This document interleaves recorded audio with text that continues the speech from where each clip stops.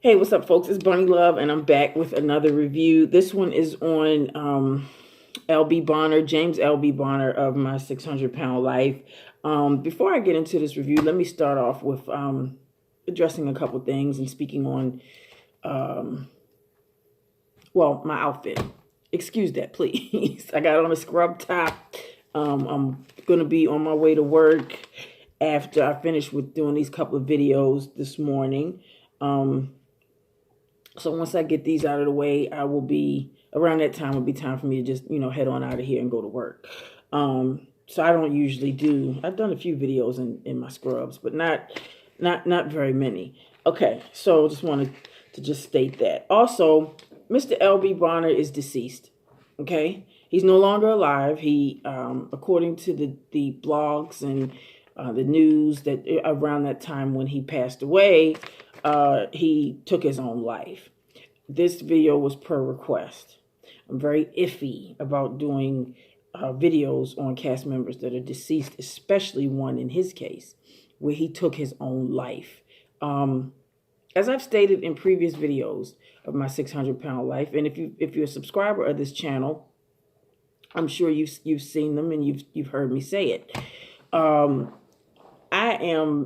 feel very little sympathy for a lot of these cast members, except for the ones that are deceased. Even a few of the ones that are deceased, if they did it to themselves, if that's the choice that they made, then my sympathy normally goes to the family and not them. I know that sounds bad, but that's what they chose. They chose that. In L.B. Bonner's case, okay, in my opinion, he did not have the support that he needed to flourish. He had it on one hand, but then on another hand, emotionally, he did not. This is why his story, to be honest with you, was a little bit more of, oh my God, I don't even know if I should do this review. Because I feel kind of iffy about the family. I'm sorry that they lost LB. I'm very sorry that they lost LB. But at the same time, if he had more support in that area, he may still be alive. Possibly. We don't know for sure, but that's just my belief, okay? And a therapy session with Lola brought that out and brought that to the forefront. This is why I like Lola. Lola and Dr. Paradise are my two favorite therapists on this show because they keep it real, they tell the truth, and they pull out things that you may not have seen. Well, in this case with LB, I think most of us saw, everybody's opinion is different, but most of us with logical thinking, we saw that there was a very dramatic and toxic relationship between him and his adopted mother. Okay, those two just didn't get along. And if you paid attention to body language, facial expressions, things of that nature from LB, you could tell that when those two did get into it, it was hurtful for him. Sometimes he would just sit there and look like, damn, I just feel like shit. I just got into it with my mother, and the things that she's saying, I can't handle it. That's what I got. That was my perception from when those two would go back and forth, and his body language, facial expressions, his reactions to it. To me, it just felt like the young man felt worthless every time he would get into it with his adopted mother. Okay. I think she wanted to connect with him, but she just didn't know how. On one hand, I could not stand the way she would deal with him as far as their relationship. Sometimes I think she went a little overboard. I do. But then on another hand, you could tell she loved him, but she just loved him in her own different type of a way. I don't think she would have done the things that she did for him if there was not some love there. And he was adopted, so that also makes a difference. He was chosen. They didn't have to choose him. Okay? And I think a lot, too, of LB's, the problems that he had with not really feeling good about himself is also because of the fact that he was adopted. I think being adopted plays a significant role. I think that he didn't feel worthy of love from his own biological parents. That's just my opinion, based off of what I can see from that episode. I normally go in order with what happened, next scene. I put everything in order from the notes that I've taken as far as how the episode went. But I just wanted to state these things before I even get into, what went on with the episode specifically. I do not mean to make my reviews long. Lately, they've been pretty long because I've been reviewing some interesting people, some of the most interesting cast members, and they're mostly by request. And of course, people are going to request what is considered the most interesting to them. But this review is probably going to be longer than I expected. Yesterday's review on Alicia was an hour, close to an hour, 50 minutes. Real close to an hour. And I've never done a review that long. Who knows? I may be able to wrap this one up, quickly. But with the way that I feel about this episode, also too, I would also like to state the review that I did on Alicia yesterday, the one that I uploaded yesterday. And I had apologized in that video. Let me speak on that, okay? Because I think my apology might have been interpreted wrong. You all can interpret my videos whatever way you want. I cannot do anything about how you look at my videos, how you view them. I have no control over that. But I'm just going to clear up a few things on my end. I feel like it's probably best for me to do that. I made an apology yesterday as far as how I come across. And it's probably interpreted wrong. Somebody made the mistake of thinking that I was making an apology to the cast members.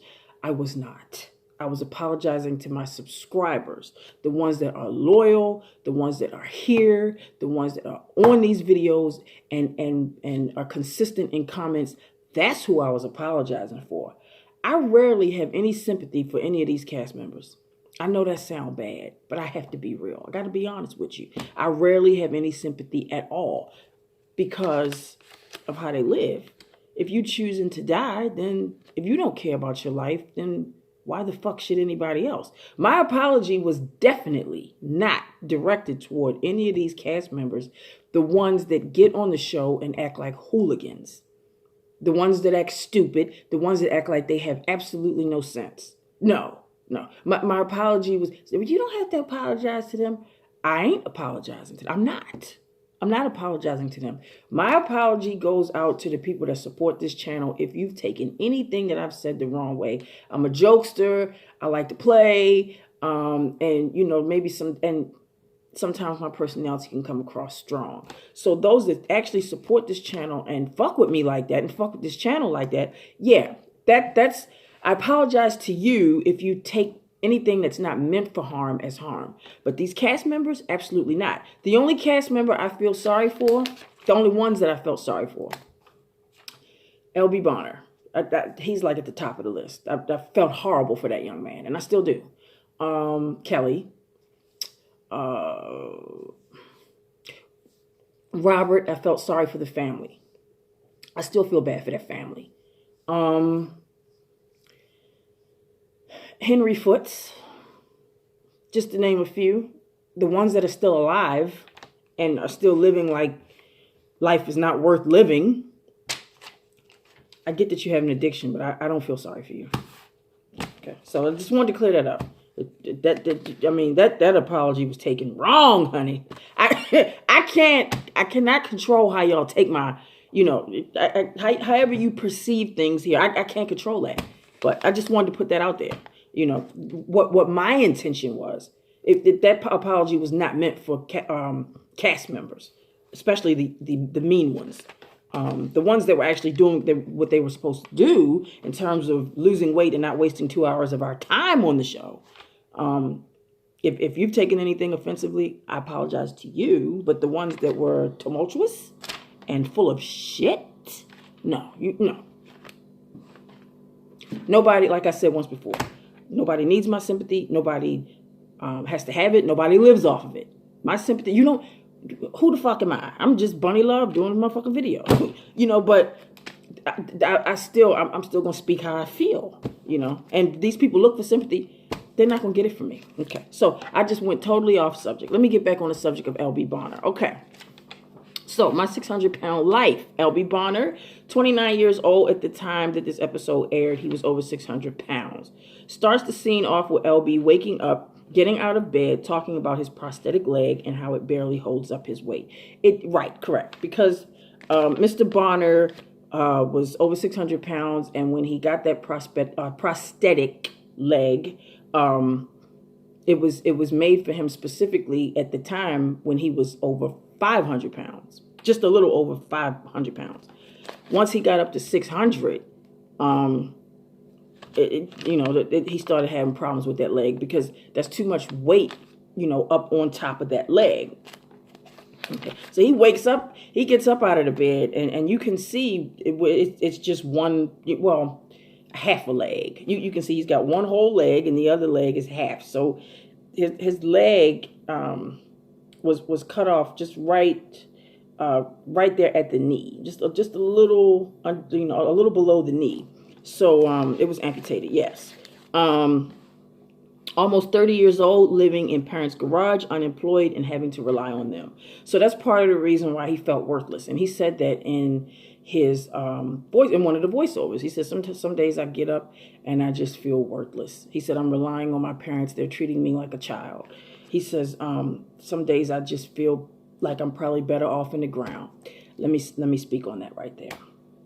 I knew. Sometimes you just know. Not trying to call myself, psychic or no shit like that. But sometimes you can just tell when a person they feel like they don't have anything to live for. One thing I learned in almost 40 years of living, if a person does not see any type of positive potential for the future, if they don't have something to look forward to or something that they feel is greater than themselves that's going to make them happy, as life progresses, then they're not going to fight. They're just going to give up. They're going to give up. When you see something bigger and greater than you, then you'll go for it like I don't know what. So in this case, LB really didn't, he felt as if he didn't have anything to look forward to. He was 29 years old at the time, living at home with his parents, no job, over 600 pounds, amputated leg. He just felt like, damn, I'm not where I need to be. I'm not where I need to be, and I don't see where my future is. I don't see where my future is bright. So I just don't feel I need to live. I mean, that's basically what he was saying. When he said that, I just am better off in the ground. I just kind of knew. I said, this guy's probably either going to commit suicide or he's going to end up in a mental institution trying to get help for his severe depression.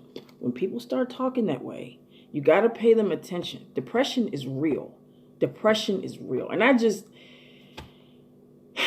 just wish that there was some type of a way that somebody could have gotten to him and talked to him and really, I really feel like the therapy session he had with Lola was a step in the right direction.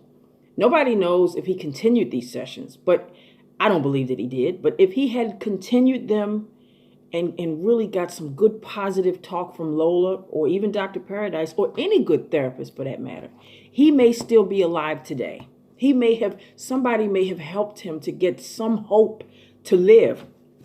I rewatched that episode, and this is the first time I can, to do this review, and this is the first time I can honestly say that I got really close to shedding a tear. I said, Lord have mercy. I said, if somebody had gotten to him and talked to him and really, sometimes you can help a person through depression. Sometimes you can. Sometimes just certain words,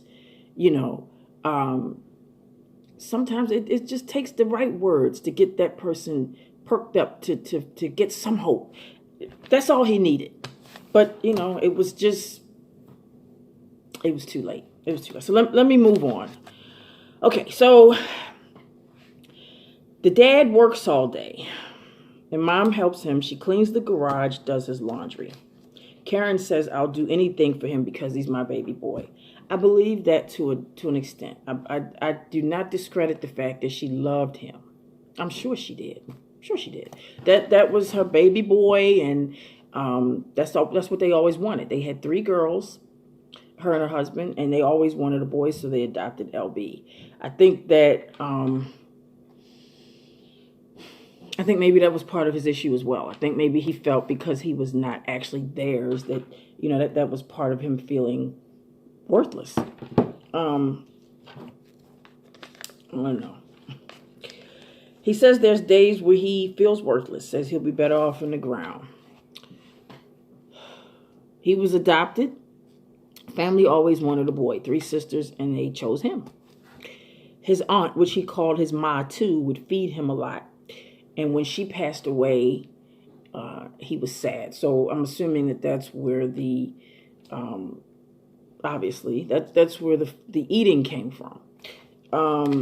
The overeating. It started with his aunt, which he called Ma number 2.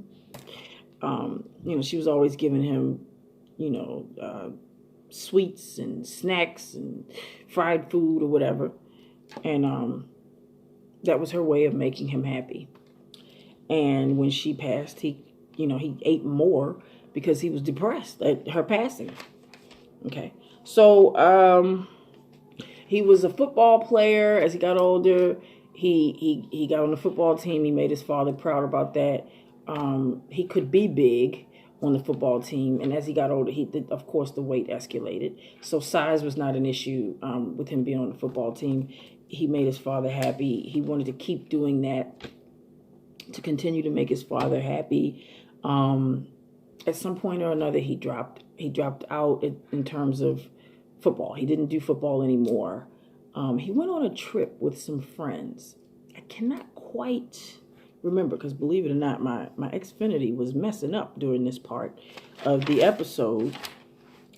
And I couldn't clearly get what happened, whether it was a motorbike accident or some type of accident on some type of vehicle. And it messed up the nerves in his legs. And he goes to the hospital, and they tell him that his leg had to be amputated. Bone infection. He got a bone infection. It was somehow or another related to this accident. And then they had to take his leg off. Okay. So he really didn't want to do that, but he made the decision to go ahead and do that. And he ended up getting a prosthetic leg. And he was even more depressed after getting the prosthetic leg. He said that he realized he made the wrong decision. I believe they gave him a choice. There was something else they could have done with his leg, but he just decided to have it amputated. And over some time, he decided that was the wrong choice. And he began to eat to deal with the fact that he made the wrong choice. So, we move on from there. The family would have like a weekly cookout. And the next scene, Mom went into his room to try to get him to get up, get out of bed, come on out and have a meal with the family. He just didn't want to be bothered. He said, sometimes I just want to stay in my room and not be bothered with people because I feel like I'm a disappointment to my family, and I just don't want to be around them, to remind them of even more of how much of a disappointment that I am. But, Mom went in his room and tried to get him to come outside. So he eventually came outside, had a meal with the family at this cookout. The one of his sisters, she says, we know that food is not helping him, but my brother's so depressed, and if giving him food is the only thing that makes him happy, then damn it, give him something to eat. It was like, I get what she's saying. I do. She felt like because he was depressed, if food is the only thing that perked him up, just give it to him. I get it. I get it. You want to make him happy any way that you can because he's depressed and just in his room all the time, and you just want to perk him up some type of way. But on the flip side of things, the food is not helping either. But that's all they knew how to do to make him happy. Okay, so he contacts Dr. Now. He lets mom know that he found a doctor in Houston, and they fly down together. So when they get there, first weigh-in, 642.3.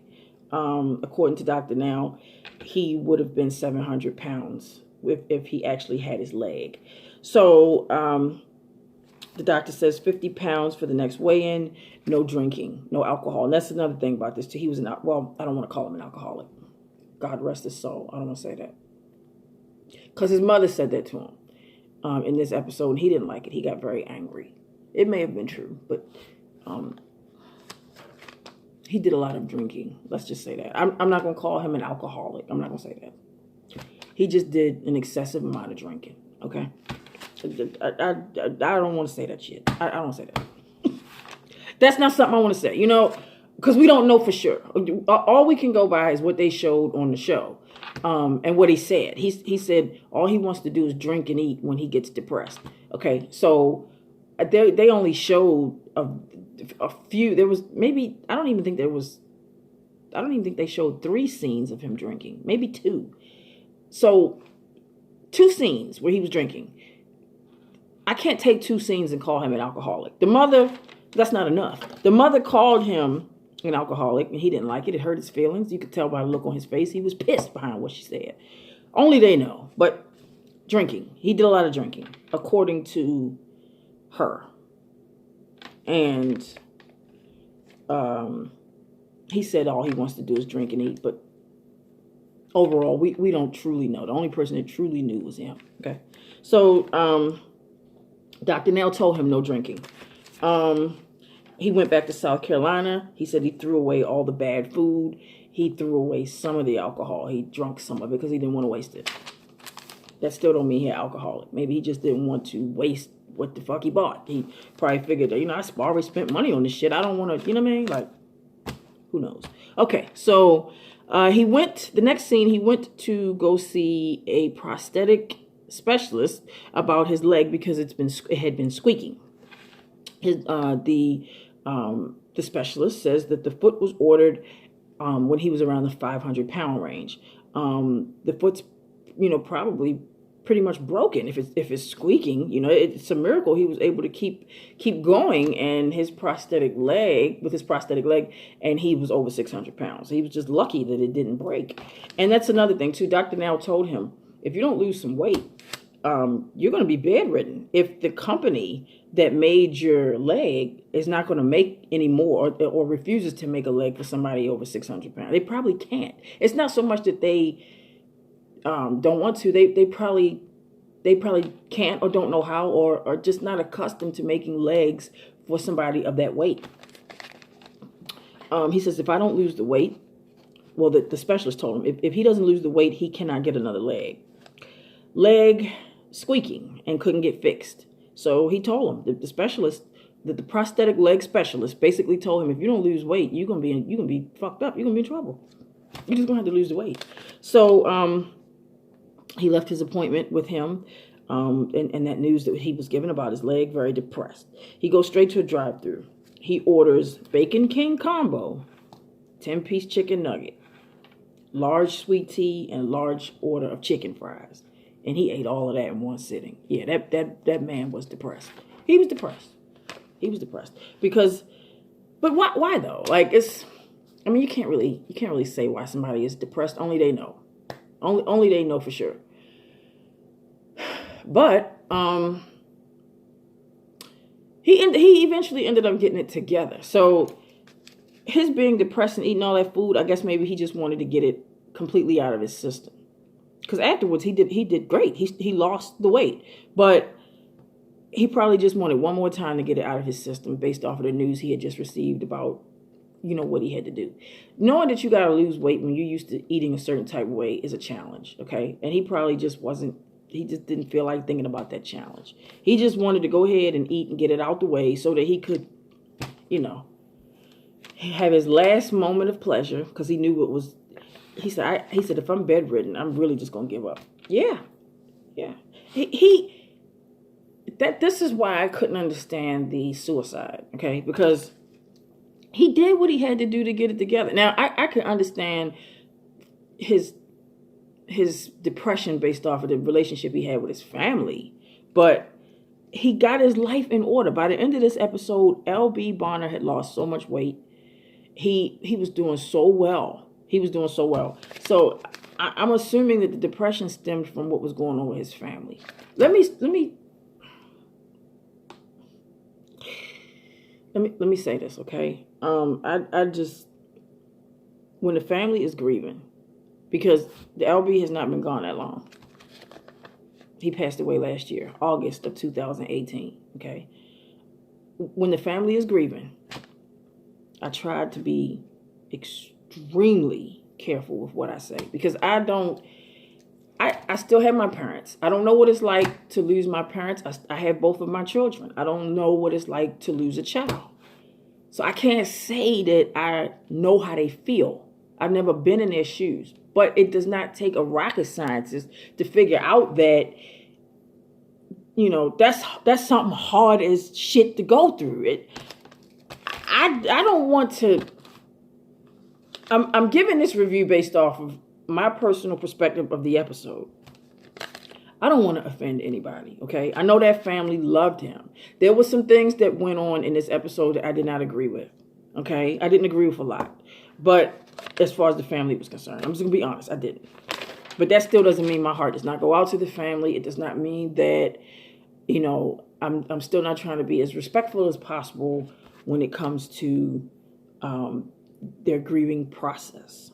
Okay, and I feel like they are still grieving. Just looking at not recent Facebook posts, but I guess you could say it's pretty recent based off of, the fact that he's been deceased for a year. But yeah, they're still feeling, they're feeling a certain type of way. Okay, and I just don't like offending people that are grieving. I do have a heart, even though it probably don't seem like I do based off of some of my reviews. I do come down hard on people that don't care about their own lives. You don't care about your life, then why should I care? But the family, yes. Why should any of us care if you don't give a fuck? I mean, some people do. If you don't care, some people still care, but I don't. But when it comes to the family, I care. And I did care about LB because I feel like he just could not connect with his family. I don't want to say it was their fault. I'll just say that he couldn't connect with them, okay? So we're going to move on from there to the next scene. Okay, so the next scene, he went to his sister's and he went swimming in her pool, and she said, I just want to sit and watch him. That's my brother. He's always so depressed, and just to see him active and going swimming in my swimming pool, I just want to watch. She asked him, she said, is it okay if I watch? He said, sure, you can watch. So she just sat there and enjoyed watching him be active.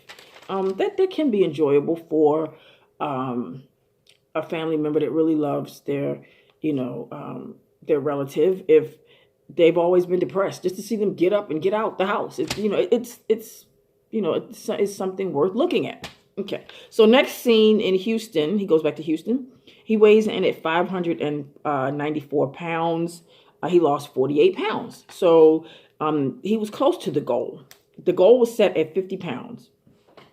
Weight loss. Dr. Now gave him that goal of 50 pounds to lose, and he was only 2 pounds shy of his goal. So that's not bad. I could see if he only lost like 10 pounds, 15 pounds, 20 pounds even. But he lost most of it, 48 pounds, just 2 pounds off. he was approved for weight loss surgery. Dr. Nell tells him, well, you're a little couple pounds short of what I said, you should lose, but you still made some progress. So I'm going to go ahead and approve you. So 3 weeks later, he's getting ready to move. Farewell party the family gives because him and his mom found a place right outside of Houston. In Galveston, Texas. They plan to be gone a year. The mother is crying because she really doesn't want to leave her husband. The daughters comfort her. And then this is where we started to see in the episode the frustration, the loud frustration coming from his adopted mother. Next scene, a packing up, putting everything in a U-Haul truck. She gets upset. She runs in the house, slams the door. He comes in after her. LB comes in after her, asks her, is she okay? She says, no, I'm doing this for you, and you don't appreciate it. All you do is bitch at me. Nobody knows if he was really bitching at her because TLC didn't show that. They didn't show where he may have been bitching at her. He may have been, but if he was, we didn't see it because they didn't show it. So, she could be right, she could be wrong, but maybe it was right for her. That's how she saw it, So she says, I still have things I have to do. I have ironing, laundry, not done packing. Got to go over the bills with your father as far as what comes out, combinations and codes for security, locks, and things like that. I got things I got to do before we move. Please respect that. Please respect that. Okay. So, adjust this camera a little bit. So, he says, Mom, as soon as we get to Texas, I'm going to take care of you. A year will go by fast. She says, LB, I've taken care of you for 29 years, and you've never said that you take care of me. Then he cuts her off, and he says, this is what pisses me and Dad off. You make us out to be worthless. You belittle us every time, like we ain't shit, like we can't even wipe our own asses. He said, I basically tried to open up to you emotionally, and you wouldn't appreciate it. So he storms out of the house and slams the door. Next scene, he says goodbye to family and gets on the road. He doubts being with his mother for a whole year may work, but he said he's going to try it anyway. So he goes down there with mother, even though they just had a big fallout. He still goes down there with her, and he tries to make it work. On the road, they hadn't talked very much, but getting closer to Texas, they finally do start talking. He tells her that his biological father is trying to reach out to him. Mom says, I hope not. He says, my dad, he's been on drugs for a long time. And the mother, biological mother, says, well, that's one thing I can say I'm proud of, the fact that you never got hooked on drugs. She says, well, you finally opened up. You finally came out and told me how you felt. He said, yes, I've always felt like a burden and a disappointment to you guys. And she said, well, we love you regardless. Even though she carried on the way that she did throughout this episode, very emotional, very much open with it. And angry throughout some of this episode. Not to offend anybody, but that she just was. She was angry. She still loves him, okay? I don't even think she would have made the attempt, even though she really didn't want to leave her husband. I don't even think she would have made the attempt to go down there with him to Galveston, Houston, to help him. So she loves him. People just love different ways. Just because you love a certain way doesn't mean that you don't love, okay? So, or the way people that don't approve.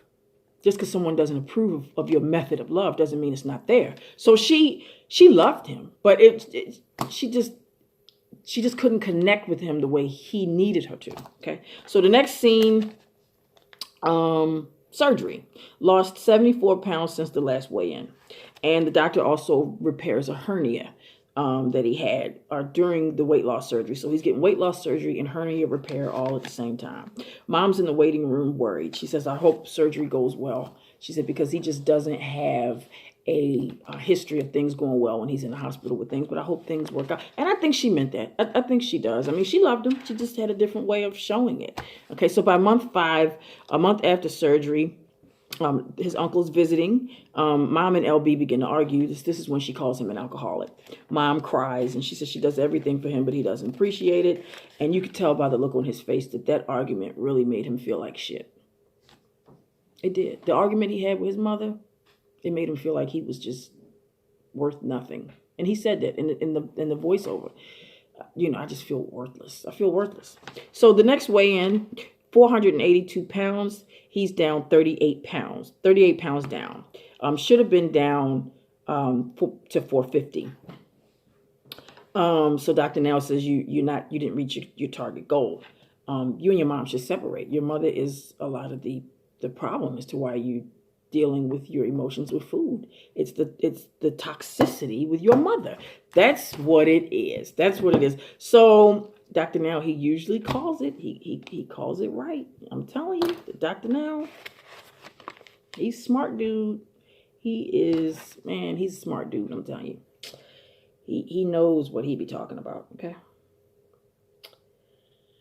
So anyway, he was right, and Lola basically told him the same thing. When he goes, well, that's Dr. Now. I'm going ahead. Dr. Now suggests therapy, and the goal is 60 pounds lost in the next 2 months when he comes back in. Didn't go to his first appointment for therapy with Lola because he was just afraid. He was chickening out. But Dr. Now tried to work with him again, set another appointment. He goes to see Lola. I'm glad he did go the second time. Session with Lola. He tells Lola he didn't feel good enough for his family. Lola says adoption is special because you were chosen. Yeah, I get it. Yeah, adoption is special. You were chosen. They chose to have you. But just because they chose to have you at a little baby, an infant baby, does not necessarily mean that things are going to, still be, peaches and cream and all roses and stuff as you get older. When you get older, you start to kind of do your own thing. Parents begin to lose control, and then that's where the resentment comes in. And I think that's what happened here. Okay. So Lola asks him, what's your heart's desire?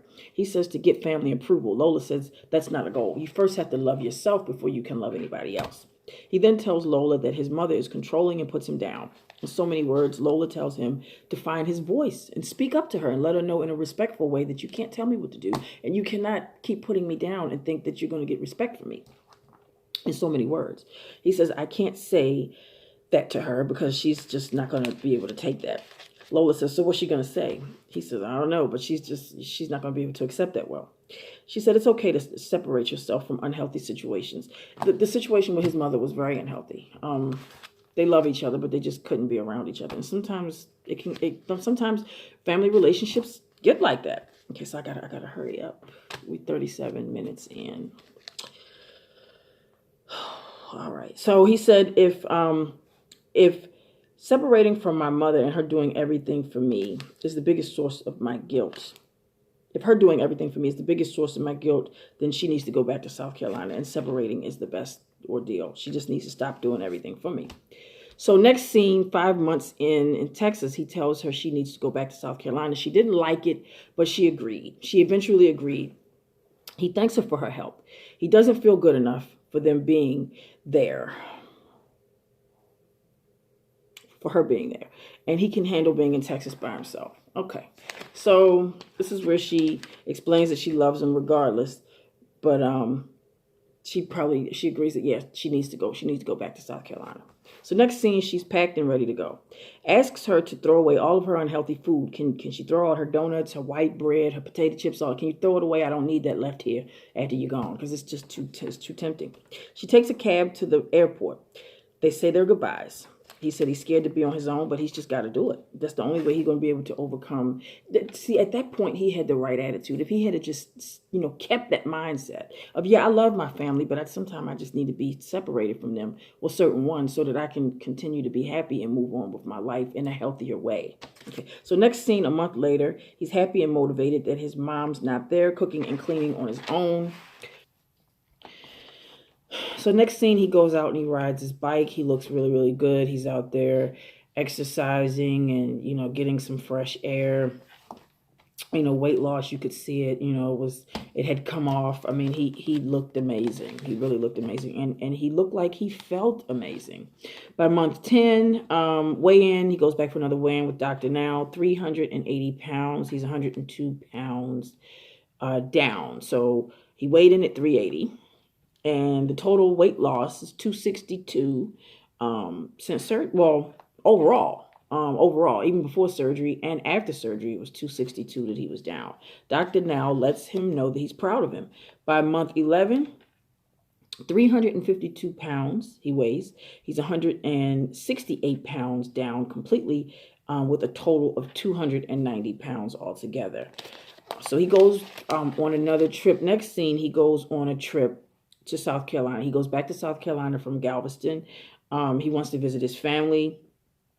He also gets fitted for a new leg, because with all the weight loss, he can get a new leg that's going to fit better and probably get a better leg. Okay, so the family is cheering him on. Everybody is showing him support and telling them how proud they are of him, with all of the weight that he had lost, which he didn't think they were going to give him that much support. Well, he figured that they would, but he didn't think it would seem real. But he said he actually felt like it was genuine this time. They were really proud and happy to see him, and they were proud to see that he lost all of that weight and he was getting around, better than he was. He says, well, I'm still a fat boy. Those were his exact words. He said, I'm still a fat boy. He said, but I don't know about exact words. Maybe close. I'm still big. I'm still heavy set, or something of that nature. I don't want to say exact. Let me take that back. Those were not his exact words. But he says, I'm still a big boy, but I'm a lot smaller than I was. Family was happy for him. Dad walks up to him and hugs him and tells him he looks great, tells him that he's proud of him. 2 days later, he does home improvement work with Dad, and he said he wanted to just basically show Dad that he would be there for him, and if he wanted to pass the family business down to him, that he's willing and deserving now of it, because he lost all the weight. They were doing home improvement. He wanted to help his dad out that day, showed him that he was able to make these moves and do certain things, maneuver and, get around better than he could a year prior. Dad says, all I want him to do is live a happy, abundant life, long life, and just be content with the progress that he made. So by month 12, 326 pounds all total, 194 pounds down since surgery, 316 pounds lost completely. LB did a fantastic job. So that's why when I heard and when I saw on social media blogs and the news and everything that Mr. LB Bonner had taken his own life, it was just like, why? My first thought was like, why? I mean, he was doing great. He lost all this weight. He was doing fantastic. So it's like, what happened? But then after I thought about it, I was like, well, maybe he probably just still didn't feel like he was good enough for his family. Maybe that's where he still had some depression there. Okay. So, yeah, he got his new leg. He went to the track. They showed a scene of him at the track with his new leg exercising. He started running. He said he was happy with his life. He said he felt great, which is why I got lost and I couldn't understand why in the world why did he do this? I was like, damn, if somebody could have got to him and talked to him, maybe he could still be alive today. But, LB Bonner, rest in peace. God rest your soul. He's at peace now. I mean, this is what he wanted. It's unfortunate, but this is what he wanted. That concludes this review.